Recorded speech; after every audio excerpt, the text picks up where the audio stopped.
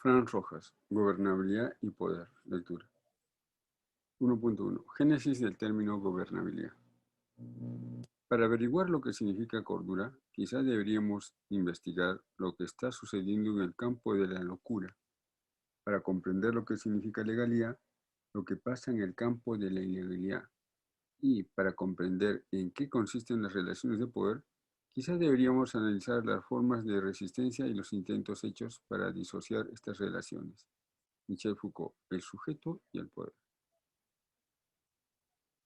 Tal parece que antes de referirse a la gobernabilidad, fue mejor instituida la asunción de la denominada crisis de gobernabilidad o la ingobernabilidad misma. Su internalización en el contexto político y sociológico ha sido por demás interesante. Al término de la Segunda Guerra Mundial, se gestan los acuerdos de Bretton Woods y el renacimiento del denominado Estado de Bienestar, Welfare State, como búsqueda de un proceso de desarrollo en los países.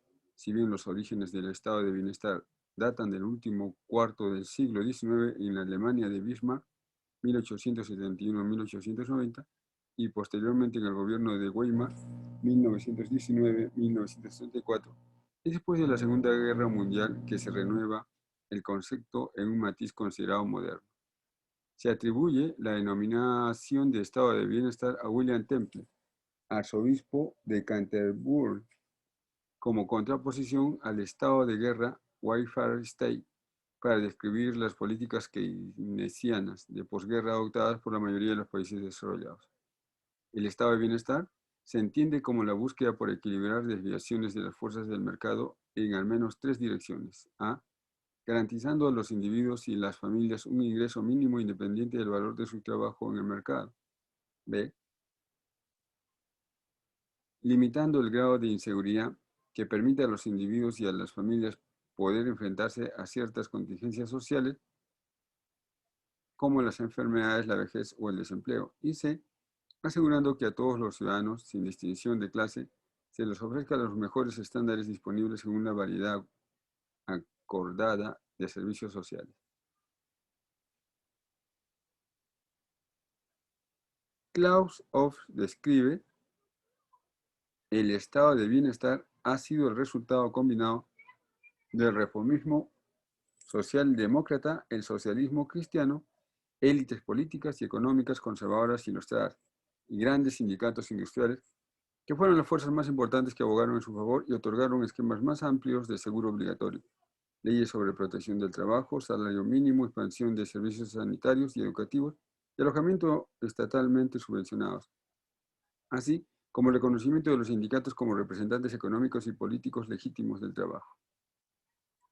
Foucault dispone de la concepción de este Estado protector a partir del concepto de enfoque de poder del Estado. Foucault compara este poder del Estado con el poder pastoral cristiano al señalar las características de este último y luego su símil con el primero. Para Foucault, el cristianismo es la única religión que se organizó como iglesia y como tal postula a ciertos individuos en virtud de su calidad religiosa pueden servir a otros. Añade. 1. Es una forma de poder cuyo objetivo último es asegurar la salvación individual en el otro mundo. 2. El poder pastoral no es meramente una forma de poder que ordena, también debe estar preparado a sacrificarse por la vida y salvación del rebaño. En ello se distingue del poder soberano, el cual exige el sacrificio de sus súbditos para salvar el trono. 3. Es una forma de poder que no solo se preocupa por toda la comunidad, sino por cada individuo particular durante toda su vida. 4. Esta forma de poder no puede ejercerse sin conocer el pensamiento interior de la gente, sin explorar sus almas, sin hacerlos revelar sus secretos más íntimos. Ello implica el conocimiento de la conciencia y la habilidad de guiarla. Foucault continúa comparando el Estado al poder político como el poder pastoral, con la diferencia de que no se trata de guiar a la gente a su salvación en el otro mundo, sino más bien de salvarla en este. Salvación significa entonces salud, bienestar, riqueza, nivel de vida, seguridad, protección de las metas mundanas, protección. Las metas mundanas reemplazan a las metas religiosas del pastorado tradicional. Este estado de bienestar tuvo su auge en lo que se denomina la expansión del modelo capitalista, es decir, en el periodo entre 1950 y 1970. No obstante, el estado de bienestar es puesto a prueba a principios de los 70, años en los que se genera una crisis económica mundial caracterizada con el alza de los precios del petróleo, que deriva en que la moneda estadounidense deja de ser el patrón mundial, la tasa de cambio fija se torna variable y otras monedas que reflejan la importancia creciente de otras economías comienzan a establecerse como referentes en el ámbito político. Se suscita fuerte oposición al interior y fuera del Estado, unidos por la guerra en Vietnam. También a fines de la década de los 60 se vive cambios a nivel mundial que llevaron al cuestionamiento del sistema de poderes, criticando a los países que mantenían territorios coloniales. Es también periodo de cambios interculturales, la reivindicación ciudadana de la minoría negra en los Estados Unidos y en otras latitudes que se da el impulso descolonizador. Por su parte, la Revolución Cubana había cobrado adeptos y los movimientos guerrilleros de izquierda emergieron en varios países de Latinoamérica. Es también la época posterior a los movimientos sociales del 68, que remecieron en Francia, al igual que en México y en otras latitudes. La crisis de mayo del 68 en Francia surge al término de una década de prosperidad económica sin precedentes. Sin embargo, un año antes se manifestaban síntomas de un deterioro de la situación económica. El número de desempleados alcanzaba en 1968 a los 500.000. La juventud se veía particularmente afectada y las circunstancias habían llevado al gobierno a crear en 1967 la Agencia Nacional para el Empleo, primer organismo francés para el empleo. En 1968, 2 millones de trabajadores en Francia cobraban el salario mínimo interprofesional y en suma, el bienestar no llegaba a todos. Se asiste a la crisis del estado del bienestar o de bienestar. En este contexto de crisis, se encarga un grupo de expertos del análisis y propuesta de acción. Surge el denominado Informe Trilateral de 1975, que incorpora en su título un nuevo término, gobernabilidad. En el informe se incorpora la denominación crisis de gobernabilidad como alternativa a una posible denominación de crisis de legitimidad. La introducción de este informe es preocupante cuando se manifiesta que las políticas de seguridad militar deben revisarse, al igual que el sistema económico de posguerra, basado hasta ese tiempo en la preeminencia del dólar estadounidense, y pregunta: lo que está en duda ahora no son solo las políticas económicas y militares, sino las instituciones políticas heredadas del pasado. ¿Es la democracia política, como existe ahora, una forma viable de gobierno para los países industrializados de Europa, Norteamérica y Asia? Y afirma: las demandas hacia el gobierno democrático crecen, mientras que la capacidad del gobierno democrático se estanca. Este parecería ser el dilema central de la gobernabilidad democrática que se ha manifestado en sí en Europa, Norteamérica y Japón en los 70. Finalmente, en el capítulo 5 del informe, se presentan 4 disfunciones en las democracias. 1. Deslegitimación de la autoridad y la pérdida de confianza en el liderazgo. 2. Sobrecarga del Estado, relacionado con la mayor participación ciudadana en los asuntos políticos. 3. Falta de agregación de los intereses ciudadanos y el declive y fragmentación de los partidos políticos. 4. Estrechez parroquialista en el Estado debido a las presiones populares y su incidencia respecto de las relaciones internacionales. Alberto Bobbio sigue en la línea de los análisis del informe trilateral al conceptualizar la ingobernabilidad como resultado de la desproporción entre las demandas que cada vez vienen de la sociedad y la capacidad que tiene un sistema político y la autoridad para responder a las mismas. Señala que la demanda es un efecto inevitable de las democracias, acaso un efecto perverso, porque el régimen democrático es precisamente aquel que más que cualquier otro facilita y en cierto modo requiere la presentación de demandas por parte de los ciudadanos y los grupos. Plantea 2 posibles soluciones extremas a la crisis de gobernabilidad. 1. Disminución de las demandas sociales, que es la solución autoritaria que restringe la libre expresión de los actores sociales. O bien, 2. El reforzamiento y la mejora del Estado en su capacidad de ofrecer servicios a la población, seguridad, educación, salud, seguridad social, que es la respuesta social demócrata. A partir del informe trilateral, el estudio de los procesos políticos y sociales, la capacidad de los gobiernos para diseñar e implementar políticas públicas, así como la respuesta formal o informal de las sociedades, ha sido motivo del análisis de reflexión donde el término gobernabilidad tiene un papel central como concepto, cualidad, característica que busca describir procesos dinámicos, acaso dialécticos, de acuerdos y disensos. 1.2. Poder y gobernabilidad. Antihistóricos. El poder puede ser definido como la capacidad de ejercer la voluntad de uno sobre el resto de las personas. El ejercicio del poder puede ser efectivo apelando al temor, a la manipulación o bien a la persuasión. En suma, el poder puede ser ejercido mediante el uso de la fuerza o el uso de la razón. Por otra parte, si la gobernabilidad es asumida en una primera aproximación como equivalente de buen gobierno, es evidente que se sostenga que la gobernabilidad puede ser considerada ahistórica, es decir, ejercida desde tiempos primigenios. Lo anterior presupondría que el término gobernabilidad, más allá de su uso en el informe trilateral de la década de los 70, en su aplicación práctica podría ser tan antiguo como la historia misma. Es necesario entonces explorar el concepto de poder y el de buen gobierno.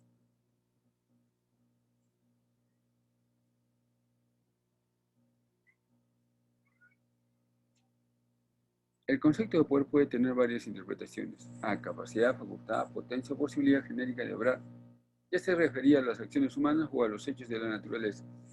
B, actitud legal o convencional para ejercer todos o algunos de los derechos de otra persona y actuar por cuenta de ellas. C, acto escrito por el cual una persona confiere a otra la facultad de representarla. D, posesión, tenencia de una cosa. E, capacidad del ser humano de influir e inclusive de determinar la conducta ajena. F, resultado de una influencia psicológica que un actor o actores ejerce sobre otros. El poder, como todo concepto multidimensional y complejo, tiene diversas interpretaciones a lo largo de la historia, que es importante retornar y ubicar en el contexto histórico-político, es decir, en las diferentes relaciones entre los que gobiernan y los que son gobernados. Para Maquiavelo, un extracto de su célebre libro refleja su pensamiento sobre el poder. El príncipe ha de conservar todo el poder en sus manos, estudiar lo que la gente quiere, ha de emplear la violencia con medida y ha de mantener al pueblo contento, para lo cual, si es necesario, ha de instrumentalizar la religión para conseguir sus fines políticos. También puede utilizar la censura para evitar que el pueblo se corrompa y ha de proporcionarle educación cívica y amor a la patria. El príncipe ha de tener el apoyo del pueblo. En el Leviatán Hobbes 1588-1679 considera el poder que alguien tiene como sus medios presentes para obtener algún futuro y aparente bien.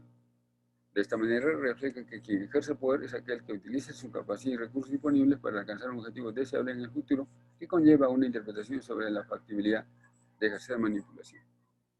Locke, en contraposición, estableció el poder concebido como una institución que, para ser legítima, supone el consentimiento de aquellos sobre los cuales se ejerce. Weber, 1864-1920, define el poder como la probabilidad de imponer la propia voluntad dentro de una relación social, aún contra toda resistencia y cualquiera que sea el fundamento de esa probabilidad. Por ello, es congruente con Hobbes por el carácter intencional impuesto, que además destaca la probabilidad de hacer valer esa voluntad a pesar de las resistencias que se encuentren, siendo el ejercicio de ese poder de fundamento diverso y no necesariamente el de legitimación. No obstante, Weber distingue entre poder y autoridad, siendo esta última una forma de dominación legítima, es decir, de un poder aceptado socialmente. Autoridad entonces será en caso específico del poder, pudiendo ser de tres tipos. A. Autoridad tradicional. Fundada en la fuerza de la costumbre que conduce a aceptar el mando de quienes la costumbre señala. Está asociada a las creencias y prácticas aprobadas transmitidas de una generación a otra. B. Autoridad legal racional, que se fundamenta en las regulaciones y reglamentaciones formalmente instituidas y en los derechos a ejercer el mando que esas regulaciones establecen. C. Autoridad carismática, que descansa más bien en el reconocimiento de la atribución de condiciones o cualidades extraordinarias a algunos individuos a quienes se está dispuesto a seguir o obedecer, sacerdotes, pastores, jefes de partidos políticos, gobierno. Esta clasificación será particularmente útil para tratar las implicaciones de la legitimidad, que será abordada más adelante. R. Trauner, 1888-1962, indica que el poder se puede definir como la capacidad de un individuo o grupo de individuos para modificar la conducta de otros individuos o grupo en la forma deseada y de impedir que la propia conducta sea modificada en la forma en que no se desea. Para Parsu, 1902-1979, el concepto de poder se usa para referirse a la capacidad de una persona o grupo para imponer de forma recurrente su voluntad sobre otros. Hannah Arendt, 1909-1975, connotada pensadora del siglo XX, sigue la línea de Locke, señalando que el poder solo puede ser realmente efectivo si incluye el consentimiento de los gobernados, lo cual deviene en la necesidad de legitimidad. Para Arendt, La sobrevivencia del poder está ligada al grado de adhesión que logre generar y mantener en la ciudadanía. A diferencia de Weber, Arren señala que el poder no es nunca una propiedad individual. El poder pertenece al grupo, sobrevive solo en la medida en que el grupo permanece. Cuando se dice que alguien se encuentra en el poder, lo que se quiere decir es que su investidura de poder proviene de un cierto número de personas que lo autorizan a actuar en su nombre. En esta interpretación se encuentran bases claras de la relación cercana entre poder y buen gobierno, en aceptación consentiva para ser gobernados y en legitimidad. Para Arren, la tiranía representa el grado mínimo de poder. Para Foucault, 1926-1984, otro destacado pensador del siglo XX, el poder se debe explicar desde procesos más empíricos partiendo de su opuesto, es decir, desde las resistencias al mismo. Para él, el poder no es una institución, no es una estructura ni una fuerza de la que dispondrían algunos. Es el nombre que se le da a una situación estratégica compleja en una sociedad, señala. Cito: el ejercicio del poder no es simplemente una relación entre parejas, individuales o colectivas. Se trata de un modo de acción de algunos sobre algunos otros. Solo existe el poder que ejercen unos sobre otros. El poder solo existe en acto y no es una especie de consentimiento. En sí mismo no es una renuncia a una libertad, transferencia de derechos, poder de todos y cada uno delegado a unos cuantos. La relación de poder puede ser el efecto de un consentimiento permanente o anterior, pero no es por naturaleza la manifestación de un consenso. Apunta además que el ejercicio del poder no puede prescindir de la violencia y a su vez del consenso, y con frecuencia de ambos a la vez. En sí mismo, el ejercicio del poder no es una violencia a veces oculta, tampoco es un consenso que implícitamente o implícitamente se prorroga. Es un conjunto de acciones que incita, induce, seduce, facilita o dificulta, amplía o limita, vuelve más o menos probable, de manera extrema, constriñe o prohíbe de modo absoluto, con todo, siempre es una manera de actuar sobre sujetos actuantes. Huger Habermas, 1929, va en la línea de Weber en el poder. Se impone la voluntad de uno sobre otro. En resumen, para Hobbes, Weber y Habermas, por citar algunos, el poder se ejerce, aunque para Weber la autoridad es una forma de poder socialmente aceptada. En cambio, para Locke y Arren, el poder se explica y se aplica en la medida de su aceptación, del consentimiento de los sujetos libres, de las personas que autorizan a actuar en su nombre. En esta perspectiva, y siguiendo el razonamiento foucaultiano, no puede haber sociedad sin relaciones de poder.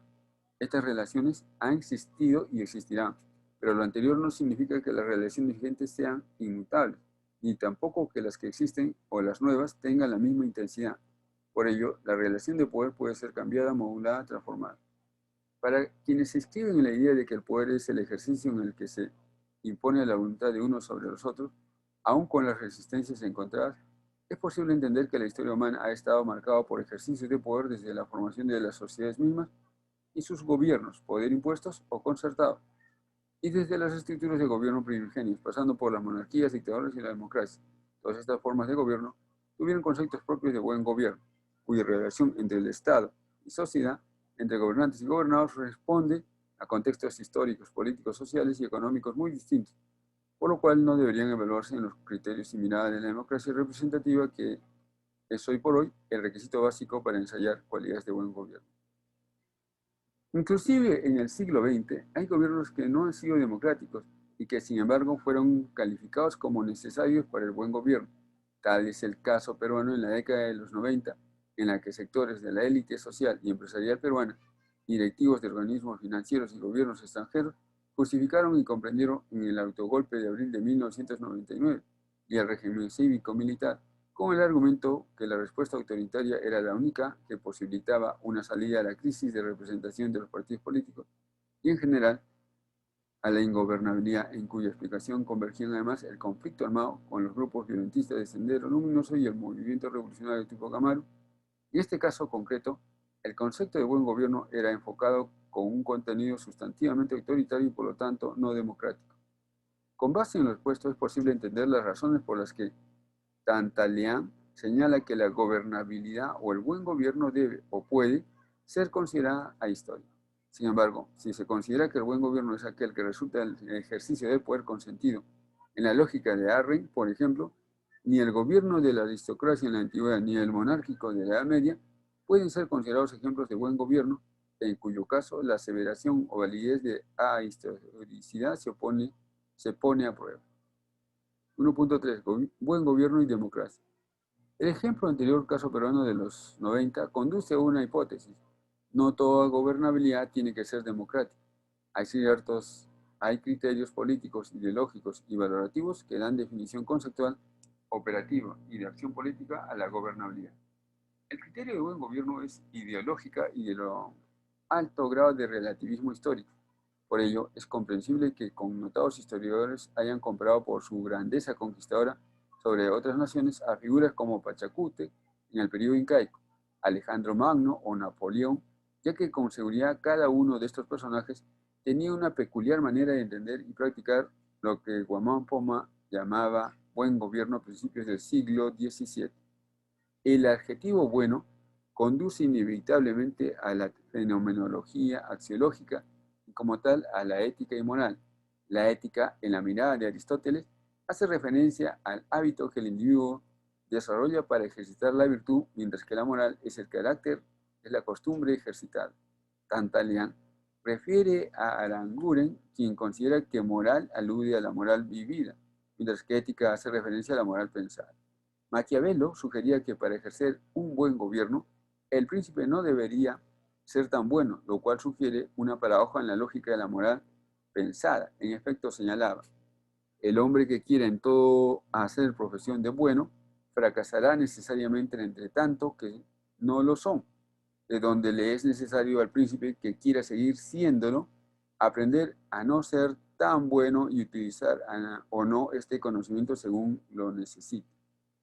¿Será este el principio o excusa para los gobiernos totalitarios?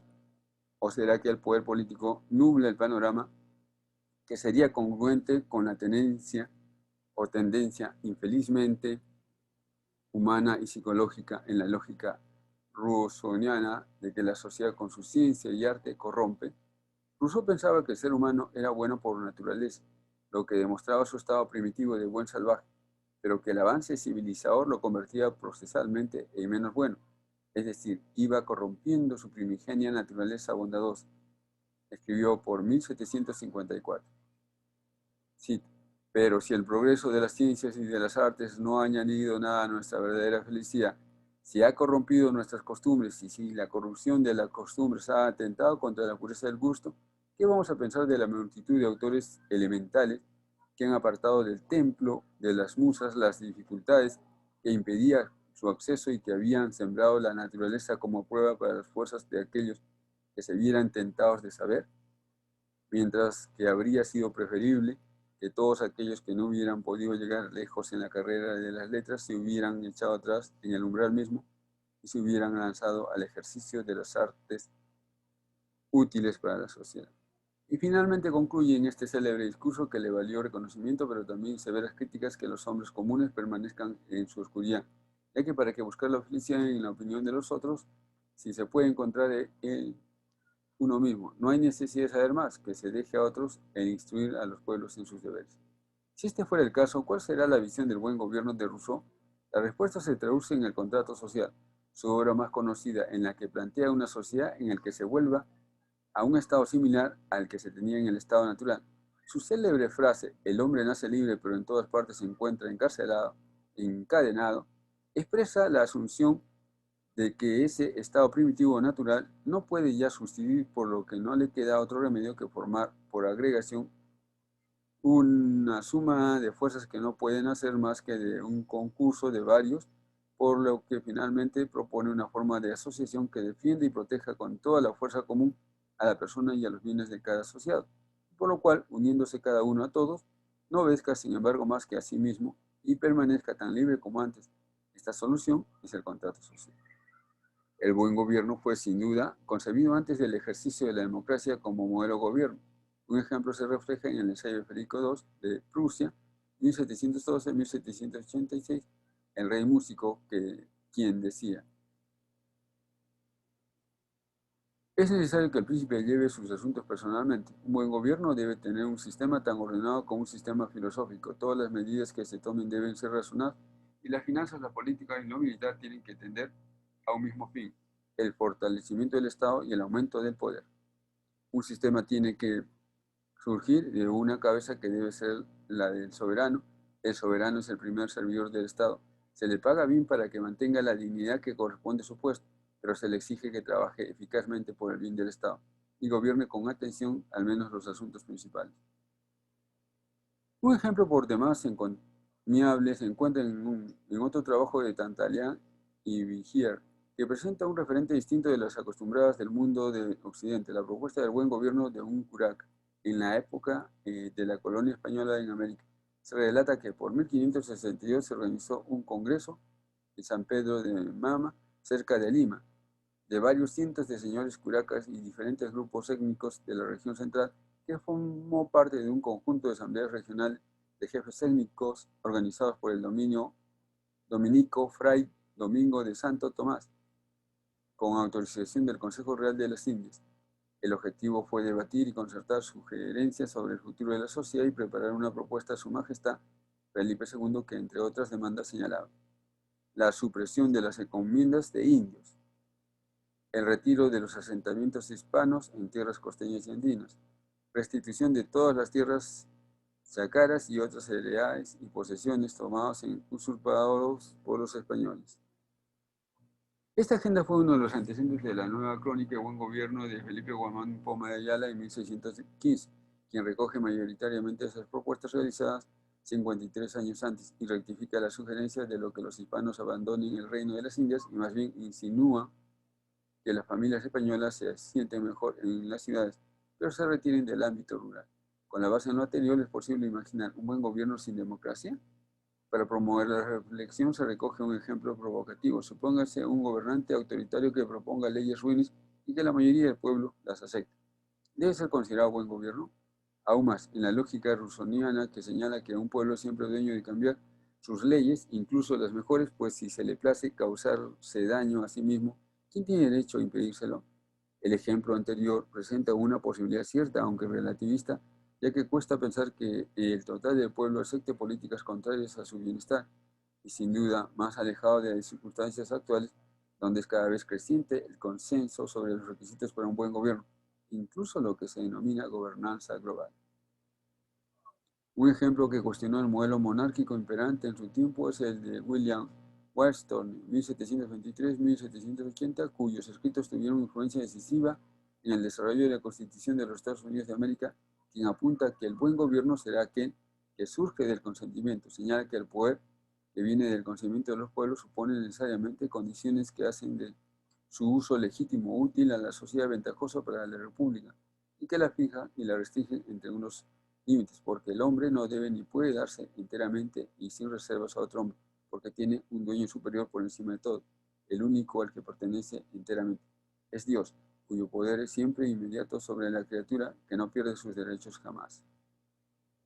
De esta manera, la democracia es el régimen que ya desde mediados del siglo XX fue el modelo en el que se sientan mejores condiciones para la libertad humana, para el derecho de disentir y el respeto a la opinión del otro, en suma, para los derechos individuales y grupales.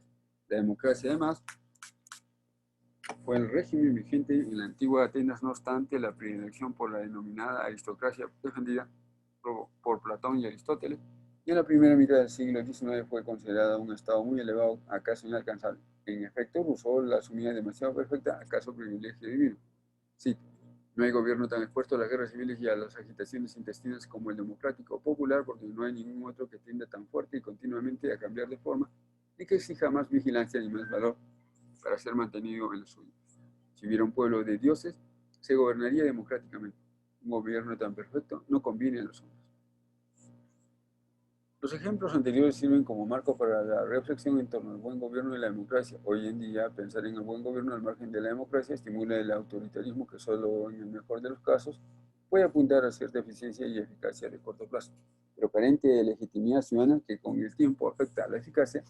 La relación entre legitimidad y eficacia será tratada más adelante. Por su parte, postular la democracia sin atender a los conceptos de buen gobierno puede derivar en inestabilidad política e anomia. Bobbio señala que la democracia es un sistema que permite decidir quién decide por nosotros, es decir, quién define las normas y políticas públicas en nombre y representación nuestra, función del Poder Legislativo, y quién las cumple, Poder Ejecutivo, o bien quién obliga a cumplirlas, Poder Judicial. De esta de una u otra manera, ellos nos representan porque fueron designados a través de procesos afectados por todos o la mayoría.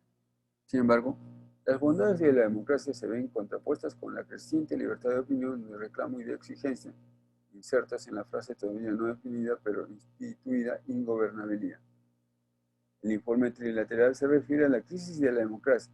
¿Será que este modelo de gobierno de régimen que propugna los derechos con mayor claridad que otras formas de gobierno trae consigo su antítesis? Tocqueville, en su visita a los Estados Unidos en el siglo XIX, destacó la paradoja derivada del malestar permanente de las sociedades más libres y menos desiguales, debido a su percepción, por lo tanto subjetiva, de condiciones de vida marcadas por ideales públicos muy exigentes. ¿Más tienes, más quieres? La democracia del siglo XIX consideró que la unidad básica y última de cualquier sociedad es el individuo, libres, fraternos e iguales, y que entre estos y el Estado no puede oponerse ninguna clase, etnia o grupo, debiendo canalizar sus demandas por intermedio de los partidos políticos. Pero en el siglo XIX, en el siglo XX la sociedad va tornándose compleja, en la cual existen diferentes intereses de grupos socioeconómicos, étnicos, raciales, multiculturales, de género, que reclaman diferencia por igualdad. Los postulados primigenios de multiculturalismo, que plantean políticas de igualdad y políticas de diferencia, son asumidos por grupos minoritarios y por los grupos feministas, que derivan hacia acciones afirmativas, discriminación positiva, para compensar años de marginación. Tal es el caso de los grupos afroamericanos en Estados Unidos en la década de los 70, 1960, en la década de los 60, 1960, así como las actas o leyes sobre multiculturalidad en Canadá o Australia, y ejemplos varios en diversos países del mundo.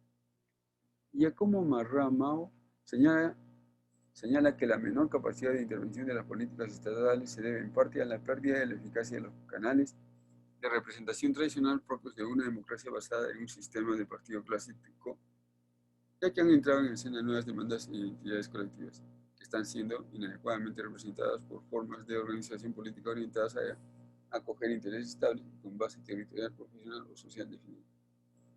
En esta constelación, la democracia enfrenta el reto de integrar nuevas formas de organización ciudadana, además de tener que ajustar su sistema político, reforma política, en la lógica dialéctica que subsiste entre partidos políticos y sistemas electorales. Por su parte, la democracia en América del Sur se estableció menos de manera sostenida recién a principios de la década de los 70, aunque tuvo corta vida, pues coincidió con la crisis de gobernabilidad de los países desarrollados, que hacía un llamado a restringir las demandas sociales o aumentar las capacidades de los estados, que muy probablemente influyeron en el regreso a regímenes de facto, gobiernos autoritarios. Tales son los casos de Chile, Bolivia, Argentina, Perú, Paraguay, para citar algunos, como respuesta a situaciones de crisis y abogando la restitución del orden y la disciplina. La frase seguridad o libertad no deja de ser llamativa. Aún en la década de los 80 y 90, reinsertos en regímenes democráticos, hubo situaciones de regreso al autoritarismo, como el caso peruano de 1992, referido con anterioridad. En este caso, la presunción de gobernabilidad tuvo un contenido sustantivamente autoritario y, por lo tanto, no democrático. Por ello, la gobernabilidad ha adoptado en diversos documentos y estudios la denominación de gobernabilidad democrática, que distingue de aquella que puede darse en gobiernos no democráticos.